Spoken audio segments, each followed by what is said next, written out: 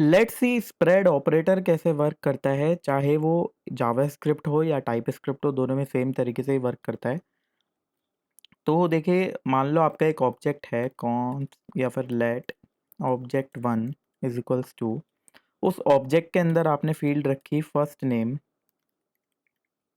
शगुन, last name Garg. अब एक दूसरा ऑब्जेक्ट है लेट ऑब्जेक्ट टू, वो जो ऑब्जेक्ट टू है आप ये चाहते हो उस ऑब्जेक्ट टू के अंदर जो फर्स्ट नेम है, फर्स्ट नेम वो तो शगुन ही रहे, बस जो लास्ट नेम है वो हो जाए गर्ग से गुप्ता। ये एक एग्जांपल है। ऑब्जेक्ट टू आप कुछ इस तरीके का चाहते हो, गुप्ता ऑब्जेक्ट टू, आप कुछ इस तरीके का चाहते हो कि आपका ऑब्जेक्ट टू हो कि फर्स्ट नेम तो सेम रहे, बस लास्ट नेम चेंज हो जाए। और मान लो एक और प्रॉपर्टी है यहाँ जेंडर, ये जेंडर है मेल, तो ये जो जेंडर है ये भी यहाँ पर सेम एज इट इज़ रहे, बस एक प्रॉपर्टी चेंज हो जाए, यानी कि एक प्रॉपर्टी यहाँ पे अपडेट हो जाए, वो क्या है, लास्ट नेम। तो ये काम हम लोग कर सकते हैं यहाँ पे स्प्रेड ऑपरेटर्स का यूज़ करके। तो स्प्रेड ऑपरेटर ऑब्जेक्ट के केस में अलग तरीके से वर्क करता है, एक एरे के केस में अलग तरीके से वर्क करता है।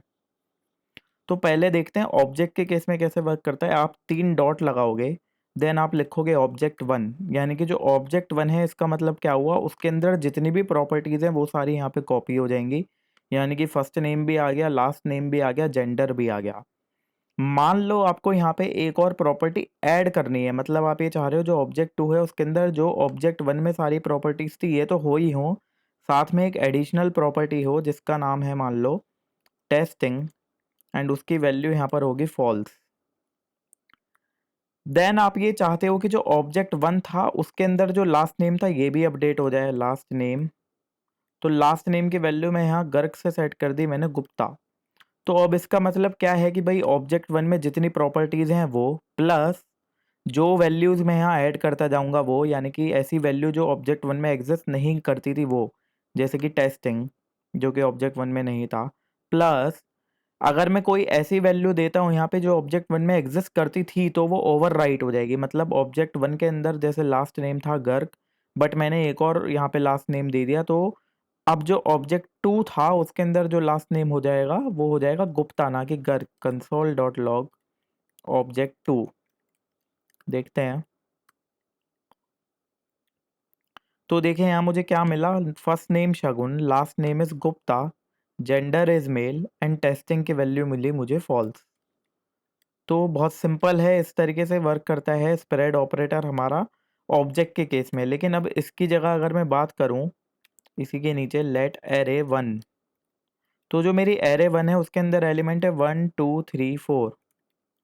लेट एरे टू के अंदर मेरा एलिमेंट है 1 5 6 7। अगर मैं यहाँ पे बनाता हूँ let array three is equals to, spread operator का यूज़ करके मैंने कहा जो भी एरे वन के अंदर है वो, जो भी एरे टू है फिर वो, देन इसके बाद मान लो मैंने यहाँ दो वैल्यू और ऐड कर दी, 9 और एक 10। अब देखते हैं एरे थ्री के अंदर क्या मिलेगा।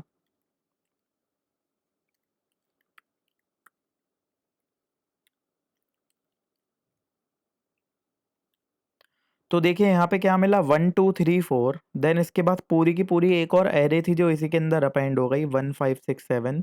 देन यहाँ पर वैल्यू मिली मुझे 9 एंड 10। अब मान लो ये एरे टू की जगह मैं ये सारी वैल्यूज ही उठा के इसके अंदर डाल दूं। अब देखो जो एरे वन था उसके अंदर भी वन था और यहाँ पर मैंने फिर से वन लिख दिया। तो देखो यहाँ पे मुझे 1 2 3 4 मिला, देन अगेन वन मिला, यानी कि वो वैल्यू ओवर राइट नहीं हुई। जैसे कि मैंने बताया था जो भी वैल्यू आप डालते जाओगे एरे के केस में, तो स्प्रेड ऑपरेटर प्रीवियस वैल्यू और नेक्स्ट वैल्यू, यानी कि जो आपने ऑब्जेक्ट यहाँ पर दिया ये वाली वैल्यूज़ प्लस आप जो भी वैल्यूज़ यहाँ पे डालते जाओगे वो, इन दोनों को अपेंड कर देगा, यानी कि एक नई एरे बना देगा जिसके अंदर प्रीवियस वैल्यूज़ भी होंगी और नई वैल्यूज़ भी होंगी, बट कोई भी वैल्यू ओवरराइट नहीं होगी। मान लो इसके बाद आप यहाँ एक ऑब्जेक्ट भी डाल दो, ऑब्जेक्ट वन। अब एरे थ्री को कराता हूँ मैं कंसोल लॉग। तो देखो यहाँ पे जो एरे मिली उसमें 1 2 3 4 आया, देन 1 5 6 7 9 10 आया, देन वाप एक ऑब्जेक्ट आया। इस तरीके से हम लोग यूज़ करते हैं स्प्रेड ऑपरेटर्स का एरे के केस में एंड ऑब्जेक्ट के केस में।